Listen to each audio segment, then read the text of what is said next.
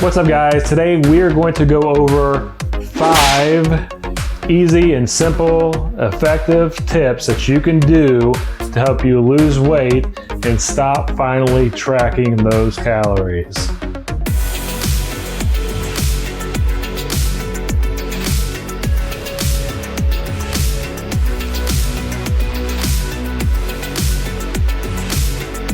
Counting calories could be what's making you fat.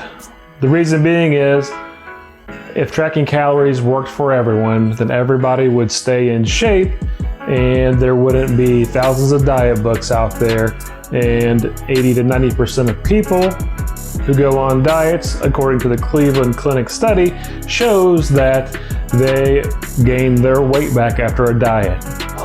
So riddle me this, Batman. If counting calories is so great for you, then why are we fatter and sicker than ever?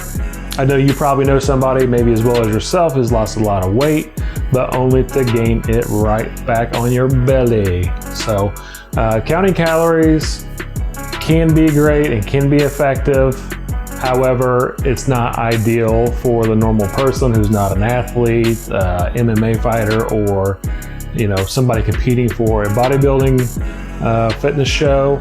But for just the average person who wants to get healthy and look good, you don't really need to count calories. If you guys can, flex your like and subscribe button, as well as leave a comment below of what your experiences are with counting calories, or how many of you have been successful without counting calories and getting rid of that scale. Yes, it is true. At the end of the day, you do need to be in a calorie deficit. I'm not gonna make up some magical unicorn fake crap here, but you do need to be in a calorie deficit at the end of the day to lose weight.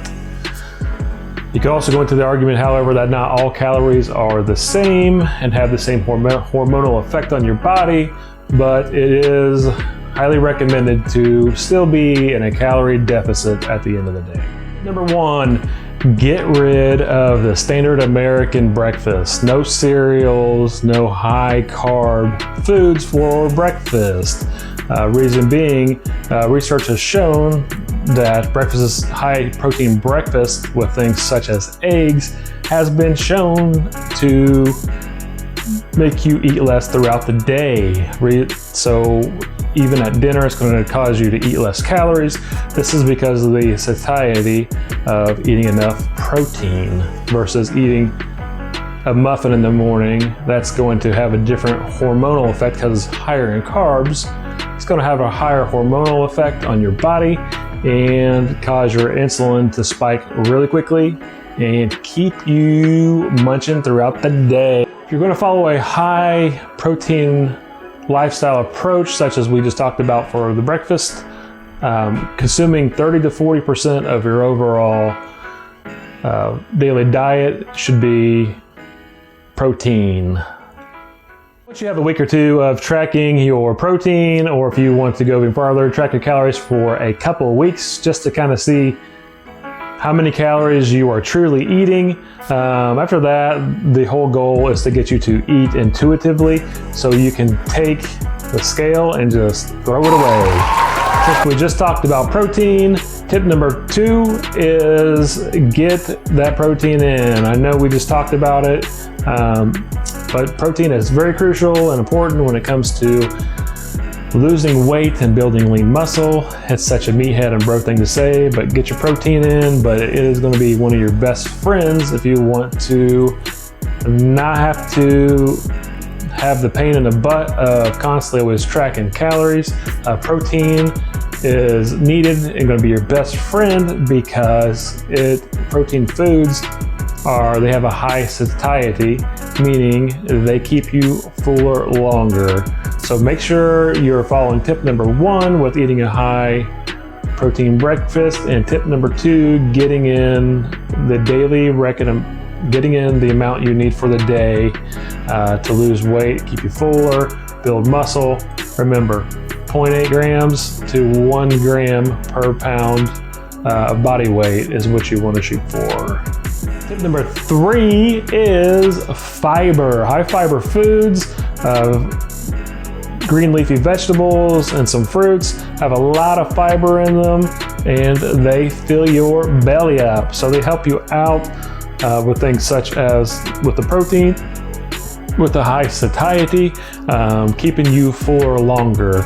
So just a few forms I'm gonna go over here for you to help give you some examples of high fiber foods. High fiber foods are avocados coming in at 6.7 grams, raspberries coming in at 6.5 grams, lentils 7.3 grams, almonds 13.3 grams, chia seeds coming in as a powerhouse, packed at 34.4 grams, and my favorite, some dark chocolate at 10.9 grams. Here you have it. There are some highly packed fiber foods, and per gram, those are some of the highest that I could find, and a lot of them that I eat.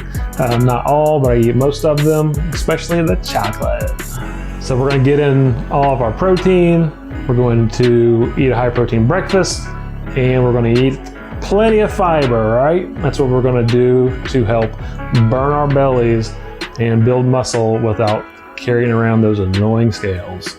It is ideal that you aim for at least 4 servings of veggies per day.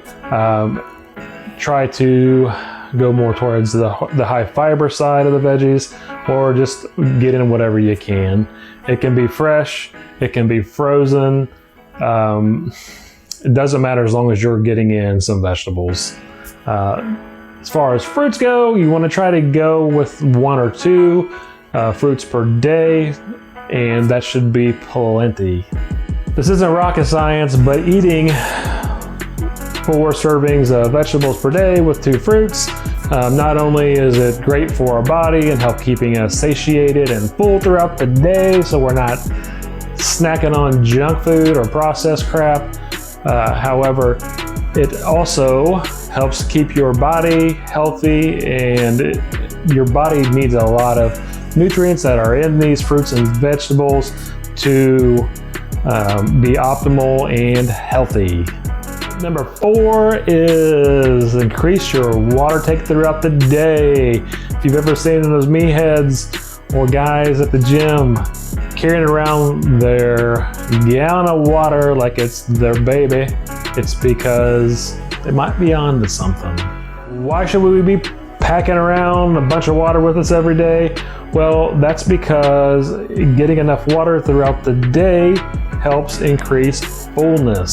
So it helps, just such as getting enough protein and getting enough fiber. It helps with fullness and satiety to keep you from snacking on junk food.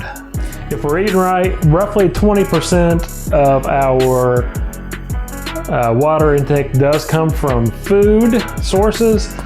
As far as how much you need per day, you don't want to overdo it with water, because you can overdo it with anything, especially water. So as far as water goes, you want to go roughly half your weight in ounces. You can even go a little bit higher, but you don't want to drink too much water, because it's been thought that you can drink too much water and flush out all of your electrolytes. So to dismiss some bro science, if you're drinking water that is ice cold, it's not going to help you burn calories faster or just crank up your metabolism. So drinking ice cold water compared to room temperature water, it's not going to be any different, if much at all. Tip number 5. This sounds pretty simple and common sense, but getting enough sleep is going to be crucial to helping you lose weight. Whether you are a calorie accountant and crunching those numbers every day to see what you are eating, you still need to get your sleep. It's still some basic principles. So sleep is very important when it comes to losing weight and building muscle.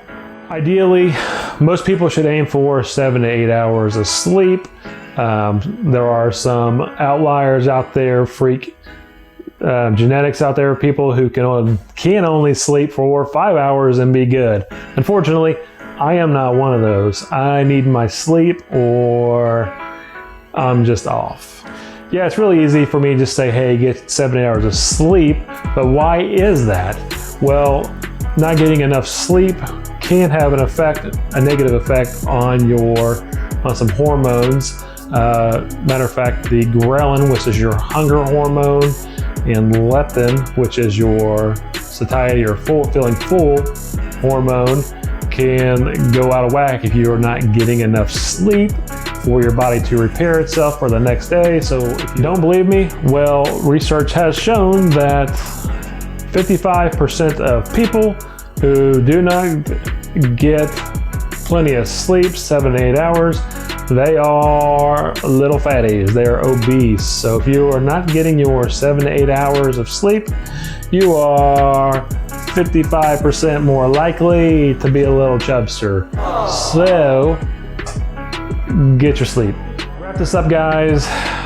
You can get very lean and healthy by not counting calories, and you don't need to obsess and be a little calorie accountant, just crunching away numbers all the time. It's annoying. It can be helpful in the beginning just to kind of educate yourself on how much you are truly overeating, because I guarantee you probably are. But once you get your protein dialed in, your fiber, your water, your sleep, go for a high protein breakfast, you can throw that scale in the trash.